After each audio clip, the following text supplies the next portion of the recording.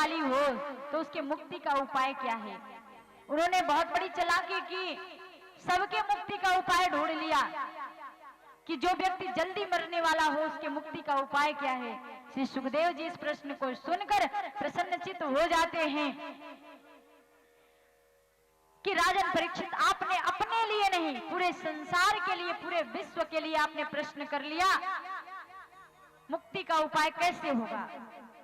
क्योंकि देखिए इसमें हम सभी को श्राप लग चुका है, तक्षक सर्प हम सभी को डसेगा, क्योंकि 7 दिन का ही तो श्राप लगा है जी। 8वां दिन होता है क्या? 7 ही दिन तो होता है।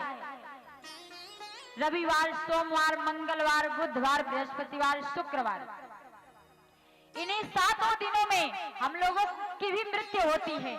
लेकिन भगवान की विशेष कृपा है कि ये चीज हम लोगों को पता नहीं है कि मेरी मृत्यु कब होगी। और राजन परीक्षित को पता हो गया कि मेरी मृत्यु आज के 7वें दिन होगी, यही अंतर है। आज आप लोग को पता हो गया होता तो घुट घुट के मर जाते, कब से ये पांडाल साफ हो जाता। ये प्रभु की बहुत बड़ी कृपा है कि हम लोगों को जानकारी नहीं है कि मेरी मृत्यु कब होगी, लेकिन होगी इन 7 दिनों में ही होगी, कोई ना कोई दिन पड़ेगा, इसलिए सबको श्राप लगा हुआ है। श्री सुखदेव जी राजन परीक्षित से बोले, राजन मुक्ति का उपाय केवल ये कही है, श्वास श्वास पर कृष्ण भजो, वृथा श्वास जनि खोए, ना जाने श्वास की आवन होए न होए। जितनी बार सांस ले रहे हो वो सांस आपकी निकल रही है, कोई भरोसा नहीं कि वो सांस वापस आएगी कि नहीं। इसलिए जितनी बार श्वास लो तो भगवान का नाम लो, और भगवान का नाम ऐसे लेते रहोगे तो जब अंत समय आएगा आपका प्राण निकल जाएगा, आपके मुंह पे, आपके जीवा पे भगवान का नाम रहेगा तो आपकी मुक्ति हो जाएगी, और इससे बड़ा और कोई उपाय नहीं है। श्री सुखदेव जी राजन परीक्षित से बोले, राजन लेकिन इसके लिए आपको नियम का पालन करना पड़ेगा, अपने मन की चंचलता को दूर करना पड़ेगा, अपने आसन को जीतना पड़ेगा। जित आसनो जित श्वासो जित संगो जितेन्द्रिय, स्थूले भगवते रूपे मनः संधारये धियः। जित आसनो जित श्वासो, अपने आसन को जीतना पड़ेगा और सत्संगियों का संग करना पड़ेगा। देखिए एक जगह 3-3 घंटे, 4-4 घंटे, 10-10 घंटे का प्रयास करो बैठने का, यहाँ 2 घंटे तो बैठ नहीं पा रहे हो महाराज। प्रयास करोगे तब जाके ये आपकी मन जो है इसकी चंचलता दूर होगी। सुबह सुबह जगकर आप ब्रह्म मुहूर्त में प्रभु का भजन करो, स्नान करो, प्राणायाम करो तो आपकी मन की चंचलता जो है वो गंभीर बनती जाएगी, आप सुशील बनते जाओगे, आपके अंदर विवेक आ जाएगा, तो धीरे धीरे आपका लगाव जो है भगवान से बढ़ता जाएगा। लेकिन आजकल क्या है महाराज, सुबह सुबह जगने को कौन कहे। सबसे पहले सुबह लोग जगते हैं तो खतरनाक वाली चीज जो होती है बेड टी, खतरनाक चाय आ जाती है चारपाई पे। किस्मत वाले हो आप लोग, चारपाई पे ही आ गई चाय, चारपाई पे ही पियोगे। शास्त्र में कहा गया है कि सुबह सुबह जगो, धरती माता को प्रणाम करो, उसके बाद अपने दोनों हाथों को ऐसे करके कराग्रे वस्ते लक्ष्मी, कर मध्य सरस्वती, कर मूले तू गोविंद प्रभाते कर दर्शनम। लेकिन अब क्या हो गया है, कराग्रे वस्ते लक्ष्मी, कर मध्य सरस्वती, कर मूले तू गोविंद प्रभाते कप दर्शनम। सबसे पहले कप का दर्शन करो, बेड टी, चाय का ही तो दर्शन होता है। चाय का दर्शन करोगे फिर से बिस्तर में सो जाते हो, सूर्य भगवान निकले हैं कि नहीं, बिस्तर धीरे से हटाओगे, मुंडी निकालोगे, सूर्य भगवान खोपड़ी पे आके बैठ जाएंगे तो भी नहीं जगोगे।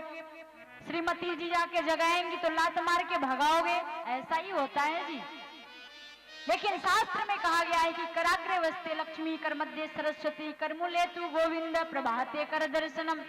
सुबह सुबह धरती माता को प्रणाम करो, मेरा धर्म है, ये मेरा कर्तव्य बनता है।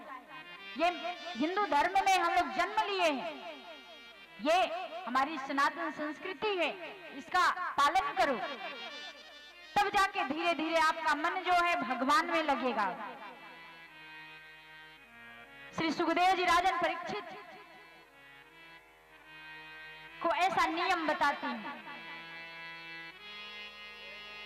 राजन परीक्षित बोले, महाराज जी मुझे एक बात बताइए, ये तो ठीक है लेकिन क्या ये संसार जैसा है, क्या पहले ऐसा ही था? यहाँ कोई नहीं था, ये सृष्टि की रचना कैसे हुई है? सृष्टि की रचना के बारे में पूछते हैं। आप श्री सुखदेव जी सृष्टि की रचना करने लगते हैं। बोले जब संसार में कोई नहीं था तो उस समय परम ब्रह्म परमेश्वर स्थूल रूप से सूक्ष्म रूप लेकर वही थे इस पृथ्वी पर। एक दिन उनके मन में विचार आया कि हम एक से अनेक हो जाएं तो अच्छी बात है। सोच रहे थे, क्षीर सागर में बैठे थे, सोच रहे थे कि एक से अनेक हो जाएं। उसी समय भगवान के नाभि से एक कमल खिला और उस कमल में से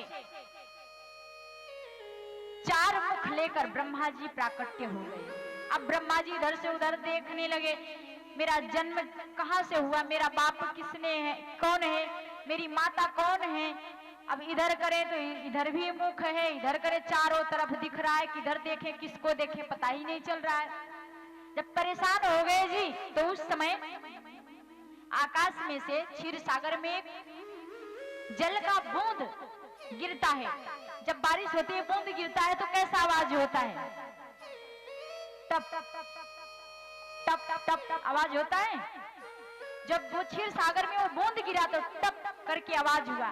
ब्रह्मा जी कब से परेशान थे, मेरे बाप कौन है, मेरी मैया कौन है, हम कहां से आए हैं। तो तुरंत उन्हें समझ में आ गया। समझदारों के लिए इशारा काफी होता है महाराज। वो टप टप की आवाज सुने तो उन्हें लगा कि ये टप टप, इसका मतलब हम तप करेंगे तो इसकी जानकारी हो जाएगी कि हम कहां से आए हैं। ब्रह्मा जी का प्राकट्य हुआ, तप करने लग गए। अब नारायण भगवान उन्हें कहते हैं कि आपको हम सृष्टि की रचना के लिए आपको हम यहाँ बुलाए हैं, आप सृष्टि की रचना करो। ब्रह्मा जी इनकार कर दिए, लेकिन उनके समझाने पर सृष्टि की रचना करते हैं महाराज। सबसे पहले उन्होंने 4 पुत्रों को जन्म दिया ब्रह्मा जी, सनक, सनंदन, सनातन, सनत कुमार। चारों पुत्र को बोले कि आप सृष्टि की रचना करो बेटा, हम इसलिए आपको जन्म दिए। चारों पुत्र भाग गए, वनवासी बन गए, हमें नहीं करना है भैया। पिताजी जो भी 2-4 माला भगवान के नाम का कर रहे हैं इसी में फंस जाएंगे। चारों महात्मा बन गए, भागवताचार्य। अब रुद्रगण को पैदा किए ब्रह्मा जी, तो एक रुद्र से सैकड़ों, हजारों, करोड़ों रुद्र पैदा हो गए। शंकर भगवान जी तो यही सब करते ही हैं। वो भगवान शंकर भगवान जो हैं वो भजन के रसिक हैं, भजन करते हैं, उन्हें किसी चीज से मतलब नहीं रहता जी। तो उन्होंने क्या किया कि अब तो चारों सनत कुमार भाग गए, अब हम कैसे भागे, हम तो फंस गए। तो उन्होंने ढेर सारे रुद्रगण पैदा कर दिए। सारे रुद्रगण अत्याचार करने लगे।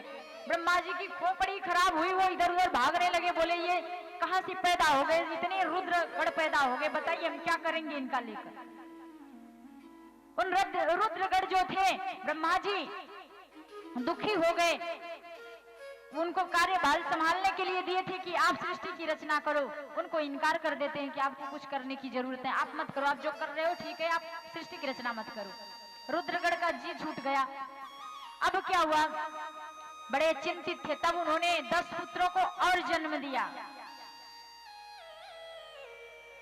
जिसमें सबसे छोटे पुत्र हैं कर्दम ऋषि। कर्दम ऋषि उनको भी ब्रह्मा जी बोले कि बेटा सब लोग बैरागी बन गए, आप विवाह कर लो, आप सृष्टि की रचना करो। बोले पिताजी हम भी वनवासी बनेंगे, हम भी जा रहे हैं। वो भी तपस्या करने चले गए। अब ब्रह्मा जी बड़े चिंतित हो गए, एक जगह बैठ गए, चिंतित हो गए। जैसे ही दुखी हुए तो उनके शरीर के 2 भाग हो गए। एक भाग से शतरूपा का जन्म हुआ, एक भाग से स्वयंभू मनु का। उन दोनों का विवाह कर दिए ब्रह्मा जी। अब वो दोनों सृष्टि की रचना करने लग गए।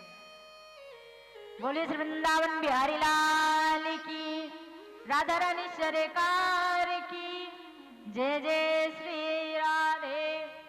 आइए थोड़ा सा भगवान के चरणों में चलते हैं, कीर्तन कर लेते हैं। उसके बाद कथा की ओर बढ़ेंगे।